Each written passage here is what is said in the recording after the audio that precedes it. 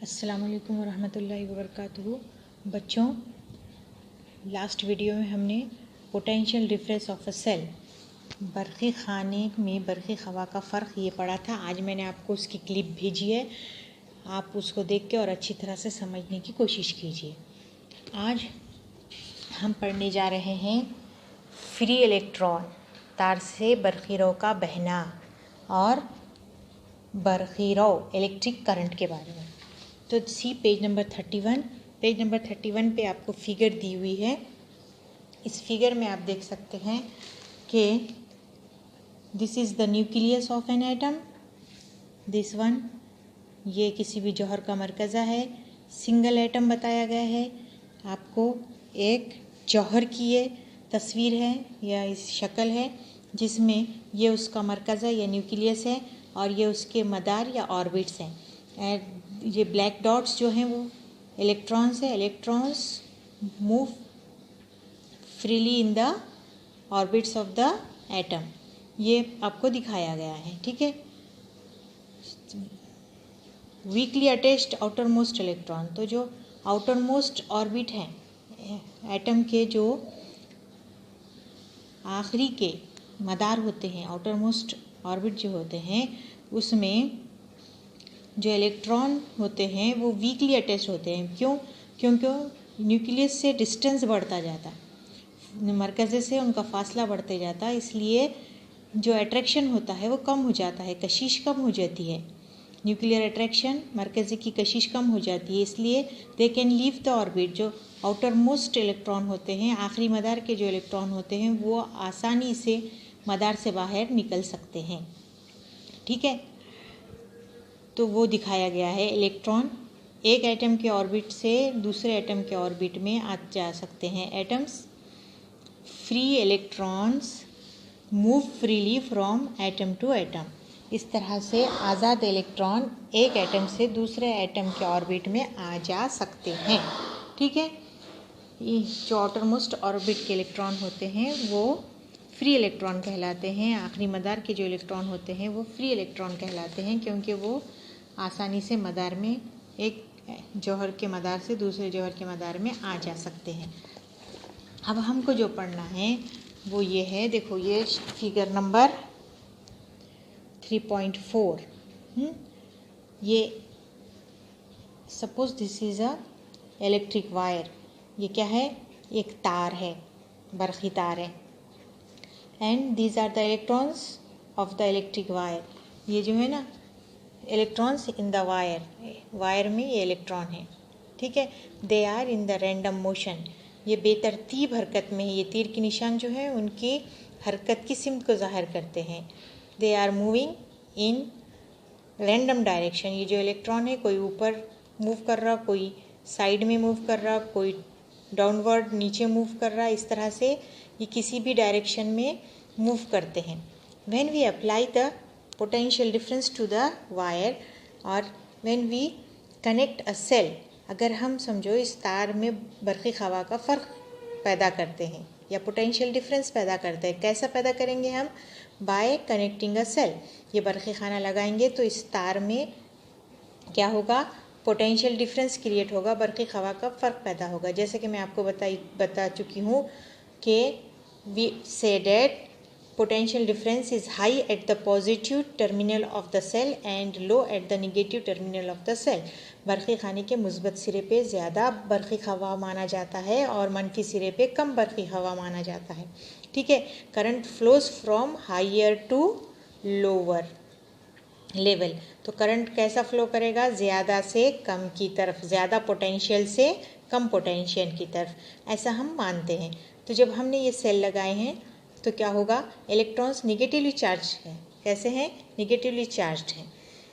तो ये एक एटम से दूसरे एटम में क्या होते हैं? मूव कर सकते हैं। तो इसलिए जब हम सेल लगाते हैं तो ये आउटर मोस्ट ऑर्बिट के जो इलेक्ट्रॉन होते हैं, आखिरी मदार के जो जौहर के आखिरी मदार के जो इलेक्ट्रॉन रहेंगे, ये तार में बेशुमार जौहर हैं, तो हर जौहर के आखिरी मदार के जो इलेक्ट्रॉन हैं वो सब एक ही सिमत में, एक ही डायरेक्शन में हरकत करना शुरू कर देंगे, फ्लो करना शुरू कर देंगे। तो उनकी डायरेक्शन क्या होगी? वो निगेटिवली चार्ज्ड है ना, मनफी बारदार ज़र्रात है इलेक्ट्रॉन, तो वो किधर जाएंगे? पॉजिटिव मुस्बत बरखीरे की तरफ, ठीक है, पॉजिटिव इलेक्ट्रोड की तरफ। तो सब माइनस से पॉजिटिव की तरफ जा रहे हैं। क्यों माइनस से पॉजिटिव की तरफ जा रहे हैं? ये अपोजिट इलेक्ट्रोड की तरफ जाएंगे क्योंकि ये निगेटिव इलेक्ट्रॉन है, निगेटिव बारदार जर्रा है, तो ये मुस्बत बारदार बरखीरे की तरफ जाएगा। लेकिन हम करंट की डायरेक्शन, तो अब जब इलेक्ट्रॉन मूव करते हैं तो करंट फ्लो हो जाता है, जब इलेक्ट्रॉन बहना शुरू होते हैं तो करंट भी बहना शुरू होता है, ठीक है। करंट कब बहेगा? जब सब इलेक्ट्रॉन एक ही डायरेक्शन में बहेंगे। तो मगर हम करंट की डायरेक्शन क्या दिखाएंगे? Positive to negative. करंट की डायरेक्शन हम ऐसी दिखाएंगे, ऐसी, मुस्बत से मनफी की तरफ। ये कन्वेंशनल है, डायरेक्शन ऑफ कन्वेंशनल करंट ऐसी दिखाई जाती है, लेकिन असल में डायरेक्शन कैसी होती है? Negative to positive. क्यों ऐसी दिखाई जाती है? क्योंकि हम पॉजिटिव एंड पे हाई पोटेंशियल कंसिडर करते हैं, ठीक है। तो जब सब इलेक्ट्रॉन एक ही डायरेक्शन में फ्लो करते हैं तो करंट फ्लो होना शुरू हो जाता है। समझ में आ रहा है क्या? तो करंट क्या है? फिर फ्लो ऑफ इलेक्ट्रॉन है। लेकिन हम कैसे डिफाइन करते हैं करंट को? When a positive charge flow from one end to another end current flows, ठीक है। जब एक पॉजिटिव चार्ज फ्लो करता है, ऐसा दिखाते हैं कि जब एक पॉजिटिव चार्ज क्या रहेगा? एटम। मैं पिछली वीडियो में बता चुकी हूँ आपको कि जब इलेक्ट्रॉन जितने इलेक्ट्रॉन रहते उतने ही प्रोटॉन होते हैं एटम में। सपोज ये एटम है, ये उसके ऑर्बिट हैं, ठीक है। ये कोई एटम है, ये उसका न्यूक्लियस है, न्यूक्लियस में प्रोटॉन होते हैं। सपोज यहाँ पे 2 प्रोटॉन है, या समझो यहाँ पे 3 प्रोटॉन है। तो अब यहाँ ये 3 ही इलेक्ट्रॉन होंगे, ठीक है। ये आखिरी मदर का जो इलेक्ट्रॉन है, ये इससे आराम से निकल के दूसरे एटम के ऑर्बिट में जा सकता है, ठीक है। ये यहाँ आ गया।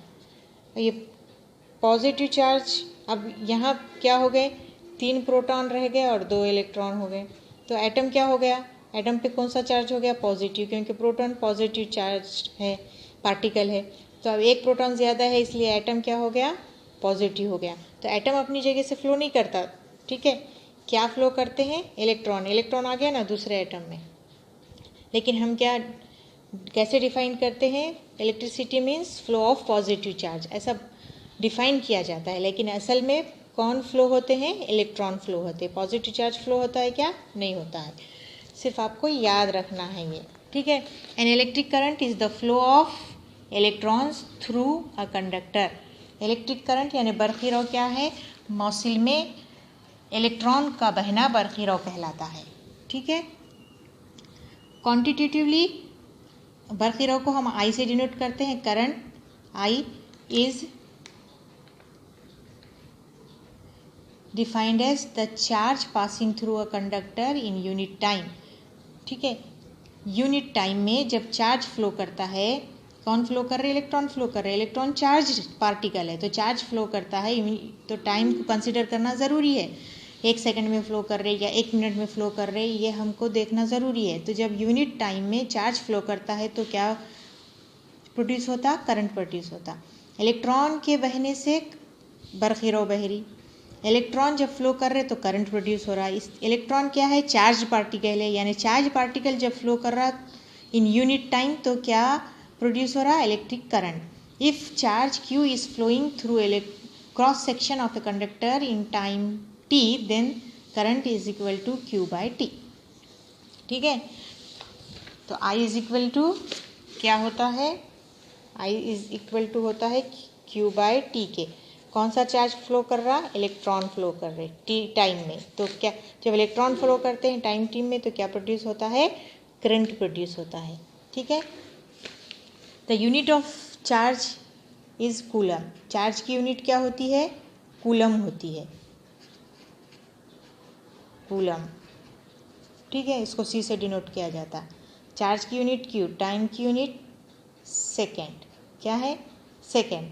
तो कितना, suppose 1 coulomb charge flows in 1 second, then the current will be 1 ampere. अगर 1 कूलम चार्ज 1 सेकेंड में बहता है तो कितना करंट प्रोड्यूस होगा? 1 ampere current. What is 1 ampere current? The unit of, हम 1 एम्पियर करंट किसे कहेंगे? 1 ampere current is said to flow in a conductor if 1 coulomb charge flows through it every second. अगर हर सेकेंड में 1 coulomb charge flow करता है किसी wire से तो उसमें कितना करंट प्रोड्यूस होता? 1 एम्पियर। अस्सलाम वालेकुम वरहमतुल्लाह।